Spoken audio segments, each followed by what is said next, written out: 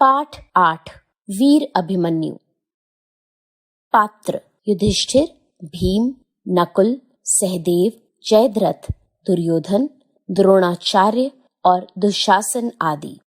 पहला दृश्य। युधिष्ठिर, भीम, नकुल और सहदेव चिंता में बैठे हैं। तभी अर्जुन का 16 वर्षीय पुत्र अभिमन्यु वीर वेश में वहां आता है। वह आकर सभी के पैर छूता है। अभिमन्यु: आप इस तरह सोच में क्यों बैठे हैं महाराज? युद्ध के क्या समाचार हैं? युधिष्ठिर: समाचार अच्छे नहीं है पुत्र, लेकिन तुम क्यों चिंता करते हो? हम लोग तो हैं ही। अभिमन्यु: मुझे भी बताइए।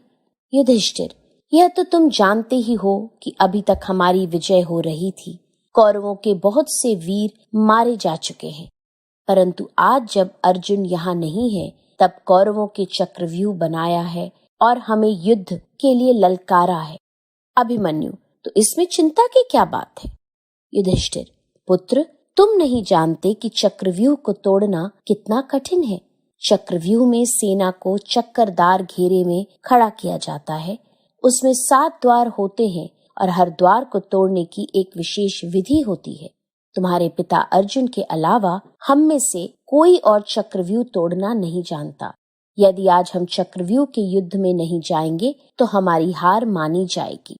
अभिमन्यु: आप चिंता न करें, मुझे युद्ध में जाने की आज्ञा दें, मैं चक्रव्यूह तोड़ दूंगा। युधिष्ठिर: तुम यह क्या कह रहे हो? तुमने चक्रव्यूह तोड़ने की विद्या कब सीखी? अभिमन्यु: महाराज, एक बार पिताजी ने मेरी माता से चक्रव्यूह तोड़ने का वर्णन किया था। उस समय मैं माता के पेट में था, तब मैंने भी वह वर्णन सुना। तभी से मैं यह विद्या जानता हूँ। मैं केवल चक्रव्यूह से निकलना नहीं जानता, क्योंकि जब अंतिम द्वार तोड़ने का वर्णन आया तभी माता को नींद आ गई और पिताजी ने वर्णन बंद कर दिया। भीम गदा हिलाते हुए गरज कर: अंतिम द्वार को तो मैं अपनी गदा से ही तोड़ दूंगा। युधिष्ठिर: लेकिन तुम अभी बालक हो, हम तुम्हें लड़ाई में कैसे भेज सकते हैं? अभिमन्यु: महाराज, मैं भी वीर पुत्र हूँ। शत्रु ललकारे और मैं बैठा रहूं, यह कैसे हो सकता है?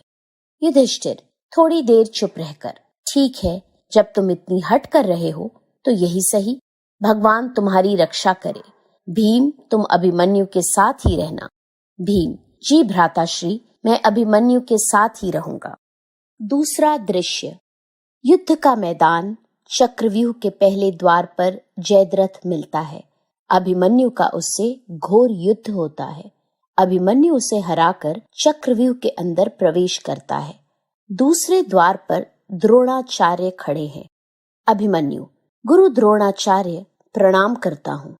अभिमन्यु दूर से ही द्रोणाचार्य के चरणों में बाण छोड़कर प्रणाम करता है। द्रोणाचार्य समझ गए कि यह अर्जुन का पुत्र अभिमन्यु है। अभिमन्यु बाणों की बौछार करता हुआ चक्रव्यूह के अगले द्वारों में जाता है। जयद्रथ पहले द्वार पर भीम और दूसरे पांडवों से: तुम कहाँ जाओगे? मेरे रहते हुए तुम लोग चक्रव्यूह के अंदर नहीं जा सकते। भीम और दूसरे पांडवों से युद्ध होता है, लेकिन जयद्रथ उनको चक्रव्यूह के अंदर नहीं जाने देता। अभिमन्यु अकेला पड़ जाता है, फिर भी वह अकेले ही युद्ध करता रहता है। उसके बाणों की बौछार से कौरव सेना के हाथी, घोड़े, पैदल सब गिरने लगते हैं। वह जिधर मुड़ता है उधर ही मैदान साफ हो जाता है। अभिमन्यु की वीरता देखकर कौरवों में खलबली मच जाती है।